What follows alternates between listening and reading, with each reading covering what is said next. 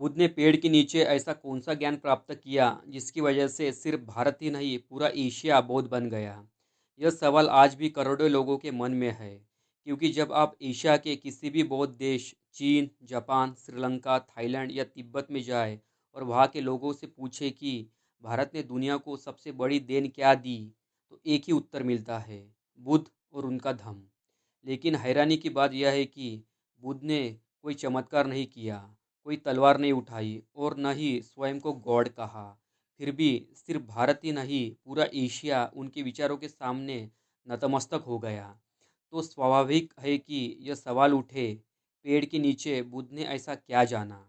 असल में बात सिर्फ पेड़ की नहीं है। बुद्ध ने किसी एक स्थान पर बैठकर अचानक ज्ञान प्राप्त नहीं किया।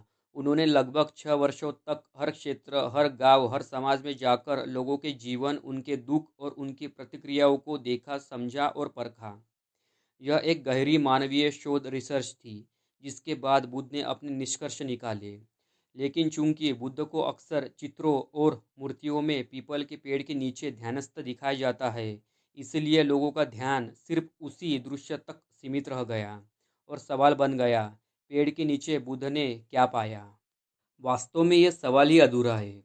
सही सवाल यह होना चाहिए, बुद्ध ने जीवन जीने का ऐसा कौन सा मार्ग खोजा जिससे मनुष्य सुख, शांति और प्रज्ञा के साथ जी सके। तो आइए उसी ज्ञान को समझते हैं। बुद्ध ने ये नहीं पूछा कि दुनिया किसने बनाई, उन्होंने पूछा इंसान दुखी क्यों है और दुख से मुक्ति कैसे संभव है। यही से इतिहास की दिशा बदल गई। बुद्ध ने देखा कि मनुष्य के दुख केवल एक प्रकार के नहीं है, जैसे जन्म का दुख, बुढ़ापे का दुख, रोग और मृत्यु का दुख, प्रिय से बिछड़ने का दुख, अप्रिय के साथ रहने का दुख, इच्छाएं पूरी न होने का दुख, सब कुछ पाकर भी खो देने का दुख, तुलना, असुरक्षा और अपेक्षाओं का दुख, अहंकार, भय और पछतावे का दुख, और सबसे गहरा दुख अज्ञान से उत्पन्न दुख। जब इन दुखों को समझा गया, तभी मनुष्य ने पहली बार खुद को समझना शुरू किया। बुद्ध ने जाना जीवन में दुख है, दुख का कारण है तृष्णा।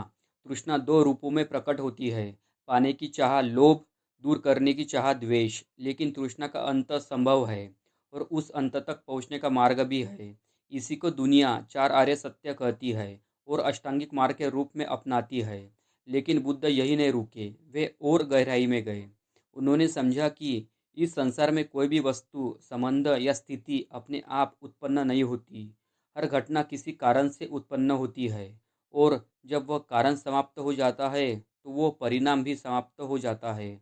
आज हम कहते हैं ना, बहुत मतलबी इंसान है, मतलब खत्म हुआ तो चला गया। असल में वह व्यक्ति प्रकृति के नियम के अनुसार ही चल रहा होता है। गलती हम करते हैं जब हम चीज़ों और लोगों से चिपक जाते हैं और उस चिपकाव को मोह बना लेते हैं। यही है प्रतीत्य समुत्पाद, कारण और परिणाम का नियम।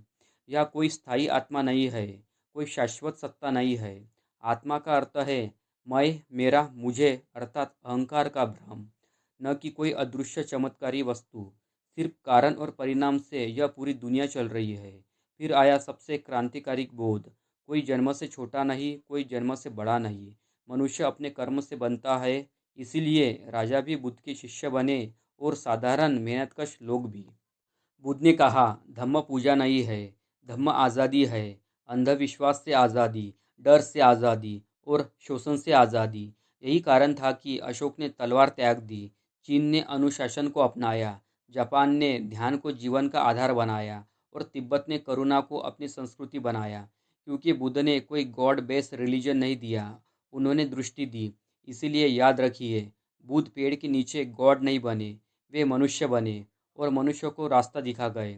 धम्म का चक्र वही घूमा और आज भी घूम रहा है। बुद्ध ने मन के विज्ञान को जाना कि मन कैसे काम करता है और अष्टांगिक मार्ग के साधना से उसे कैसे प्रशिक्षित और मुक्त किया जा सकता है।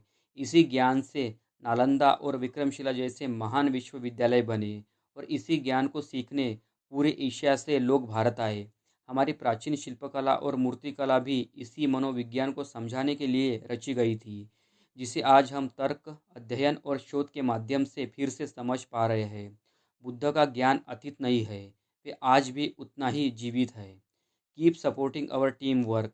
अगर आपको भारत के वैभवशाली इतिहास, बौद्ध संस्कृति और एशियाई विरासत में रुचि है, तो हमारे page heritage of Asian culture को लाइक, कमेंट, शेयर, फॉलो करना न भूलें। धन्यवाद।